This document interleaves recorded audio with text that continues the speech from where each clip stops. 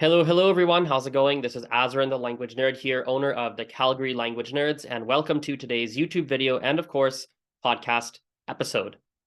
Today, what I'd like to talk about is what to do when you're in an environment surrounded by native speakers, and yet you're finding that you're not improving. This could happen if you move to another country and you find that the immersive environment isn't helping you learn.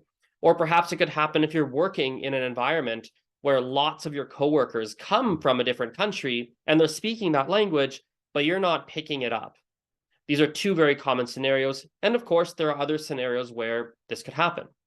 And I'd like to give you a number of different pieces of advice that I've written down here that can help you navigate this particular situation. So the first thing is use what you can. Use the language that you can. Say what you're able to say. So what does this mean? This means that you're working with a bunch of people, let's say from Mexico, and they're all speaking Spanish. Well, maybe all you know how to say in Spanish is hola. Maybe you know how to say that. And so I want you to say that every time in Spanish as opposed to saying it in English. So instead of saying, hi, Kathy, hi, so-and-so, hey, so-and-so, hi, you're going to say hola every time. Hola, Kathy. Hola, Bob. Hola, John. Hola, so-and-so. You're going to say hola every time. Use what you know. One of the cool things of doing this is it's going to open you up to learning new things. For example, let's say you work in that Spanish-speaking environment where 50% of your coworkers are from Mexico, let's say. And you say to Juliana, hola, Juliana. And Juliana says, hola, Azren, ¿cómo estás? ¿Cómo estás means, how are you? Maybe you'd never heard ¿cómo estás before. And then you think, oh, ¿cómo estás? What does that mean? And then Juliana will tell you, ¿cómo estás means, how are you? Oh, you say bien, bien. You say, oh, bien. Now you know two things in Spanish. So the next time you see someone in your office who speaks Spanish, now you can say, hola, Claudia, ¿cómo estás? And then Claudia says, oh, bien, ¿y tú? And you go, bien. So by using what you know and always trying to use what you know, that's going to open up additional doors to you learning more of the target language. So definitely do that. Don't use don't use 100% English or whatever your first language is. Even if you can sprinkle in a little bit of the target language, the language you're trying to learn, that's going to help tremendously in the workplace. There are other benefits of doing that too, but let's leave those aside for now and let's move on to the next piece of advice. The next piece of advice is embracing some of the anxiety, One thing that might happen, or I'm not sure if anxiety is the right word, maybe it's uncertainty or anxiety, it's one of the two.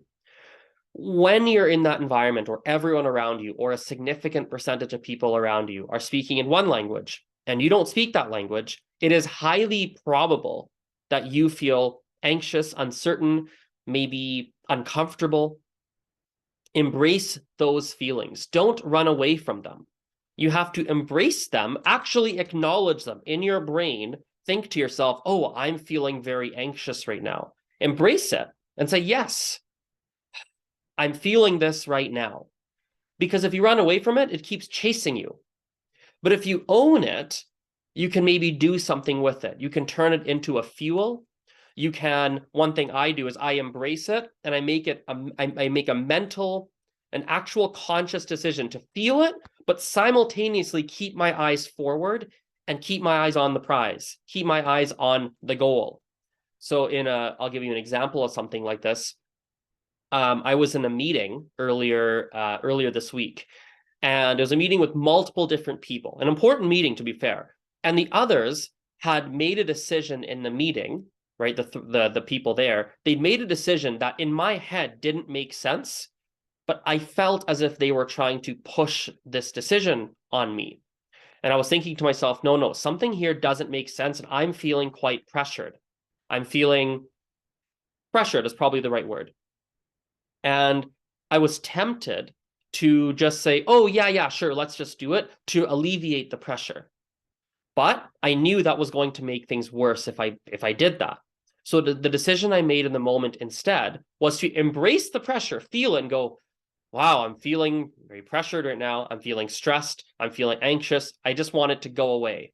But at the same time, while I'm feeling it and acknowledging it, I told myself to look at my notes. I had notes prepared for this one meeting, and I looked at my notes, and at the same time as I felt this pressure, I looked at my notes to figure out, why is the decision that this group of people I'm speaking with, why is the decision that they're trying to push on me, or I feel like they're trying to push, maybe they weren't, I don't know. Why is it flawed? There's something wrong here, and I just need to see it. And I thought to myself, I'm going to embrace this pressure. If they ask me something, I might leave a 35-second awkward pause while I think about the answer before I open my mouth. But I had to embrace it in order to be able to do that. And so if you're feeling anxious, nervous, uncertain, uncomfortable, you have to embrace it as much as you can in order to be able to move forward and even have the courage to then use the words and phrases that you do know in whatever language the people around you are speaking. Okay? What are we on? Tip number 3. Listen to everybody speak in the target language. Going back to the Mexican work environment, for example, if everyone's Mexican, maybe you're sitting at a table in the lunchroom at your workplace, for example, and so there's some coworkers maybe at your table, maybe at the table next to you, and they're all talking in Spanish.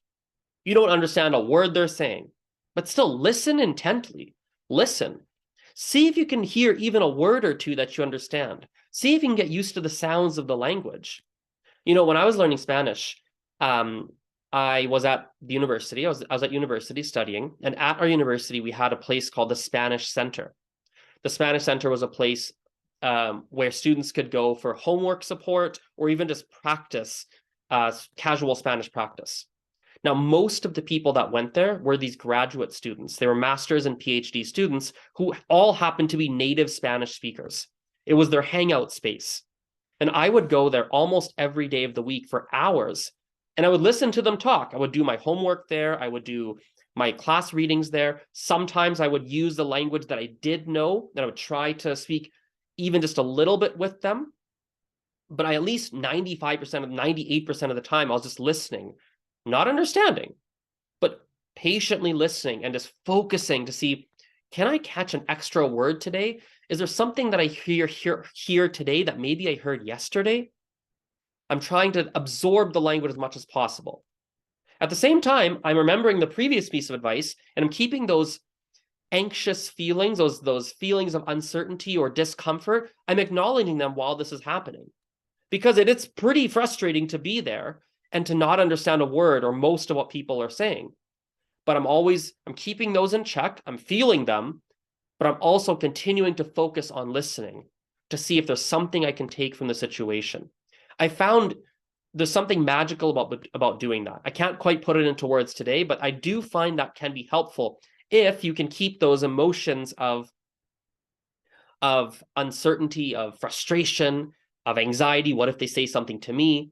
Keep those negative emotions at bay, not even at bay. If you can fully embrace them and keep listening simultaneously, if you can hold both in your body, I think it can be very beneficial to listen intently to what people around you are saying. Next piece of advice is to find a language buddy. So again, let's say you're working in a Spanish-speaking environment.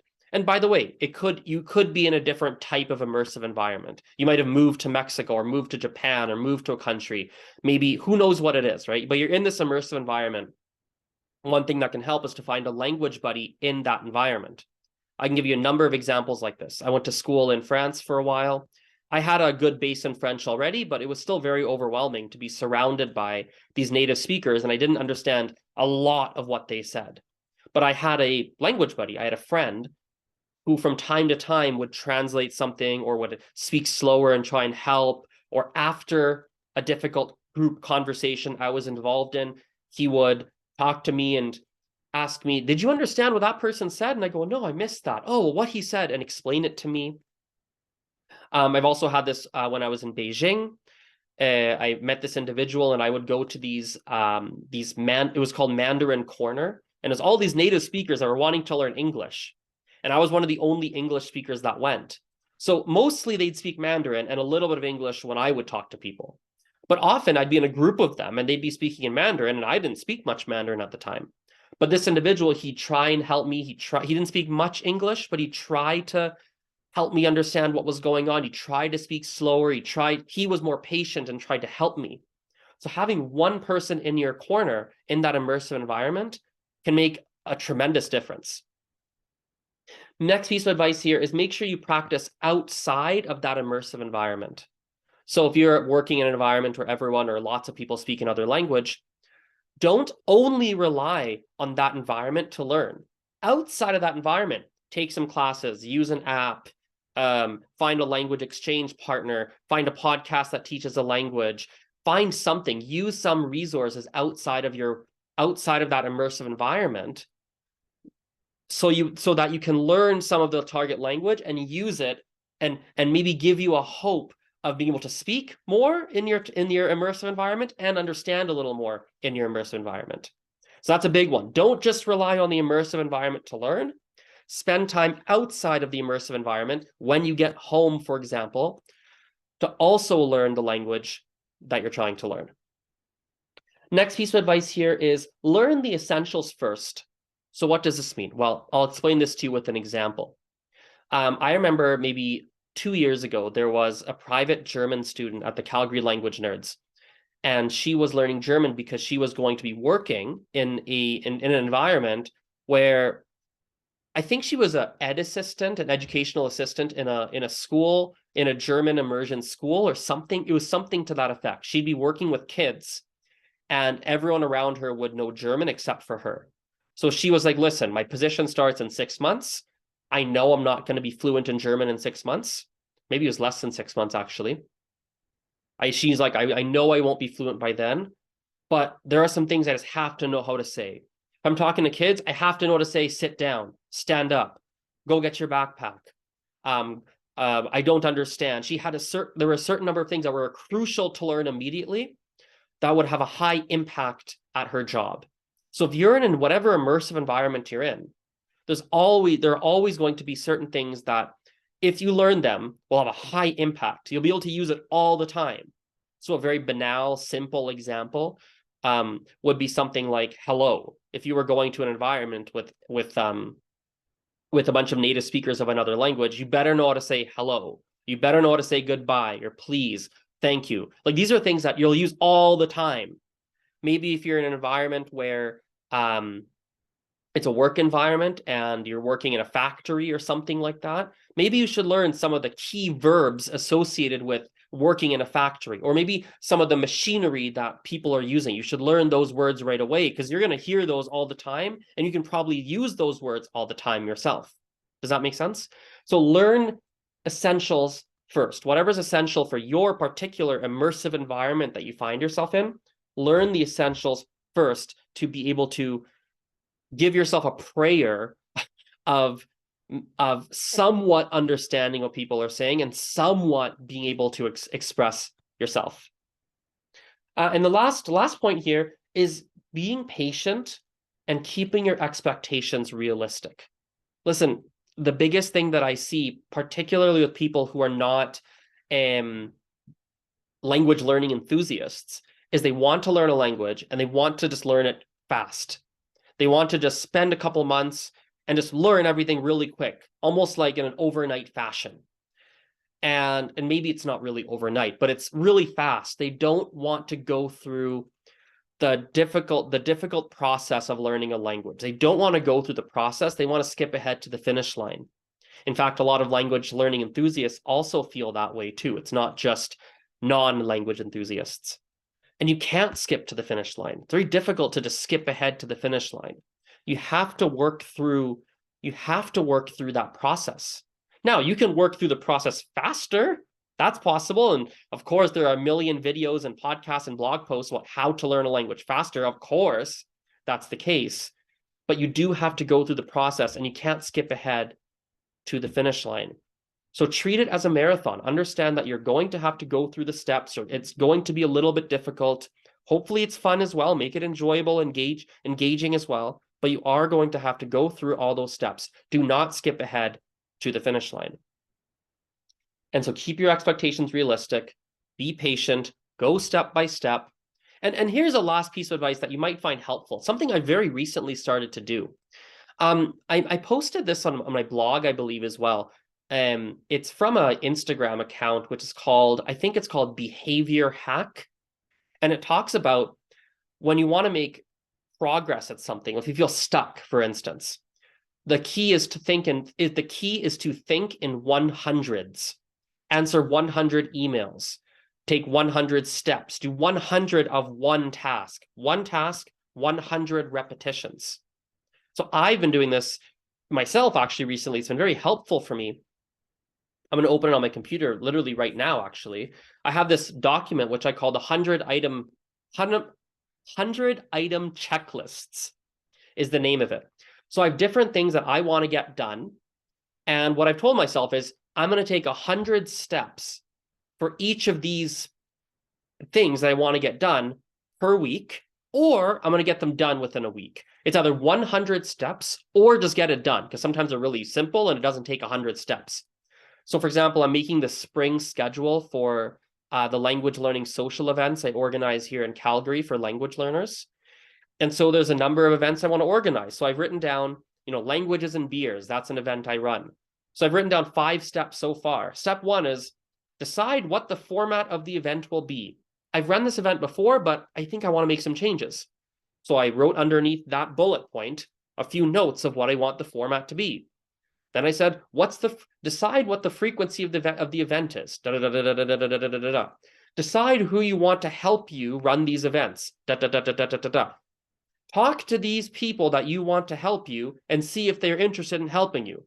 Okay, what do I do? Okay, next one. Text those people. Each little task. Check, right? You can do that for language too, right? You can do that. Decide what progress you want to make in the language, break it, then start to take steps towards that goal. Aim at a certain number of steps completed within a week. Could be 100, could be 50. And then do that every week. And you'll make serious progress. You'll actually work through the process of learning a language much faster. And maybe you'll even feel like you skipped ahead to the finish line, but in reality, you just ran through the race as opposed to walking or crawling through the race. So we'll wrap that up here. I hope you guys enjoyed that podcast episode and, of course, YouTube video. Let's do a quick summary of all those pieces of advice. Very, very quick summary. So we have how many here? Looks like, well, it doesn't really matter. Here are the pieces of advice. Oh my God, I'm getting tongue-tied. Here are the pieces of advice I mentioned today on how to survive in an immersive environment where you're finding yourself unable to learn. Right? Use whatever words and phrases you can. Say hi, say thank you, how are you? Whatever words and phrases you can, make sure you use them. Listen to the people around you speak intently, even if you don't always understand. Keep the anxiety in check. If you're feeling anxious or nervous, uncomfortable, keep it in check. Embrace it, feel it, but keep your eyes forward. Stay focused on the goal as well. Right? Find a language buddy. Find someone in that immersive environment who's helpful and tries to help you navigate that environment. Right? Next one here, don't expect to learn 100% from that environment. Meaning, if you're working in a Spanish-speaking environment, do some Spanish study outside of the work environment as well. It'll help quite a bit. Keep your expectations realistic and be patient. You have to go through the learning process. There's no way to skip ahead to the end. And of course, last but not least, learn the essentials first. There's going to be certain phrases, terms, sentences that if you learn them right away, they're going to have a very positive impact for you at work. And it's important for you to learn those first, and not just at work, whatever your immersive environment is. Okay. Thanks for listening, guys. Appreciate your attention, and we'll chat later. Bye-bye.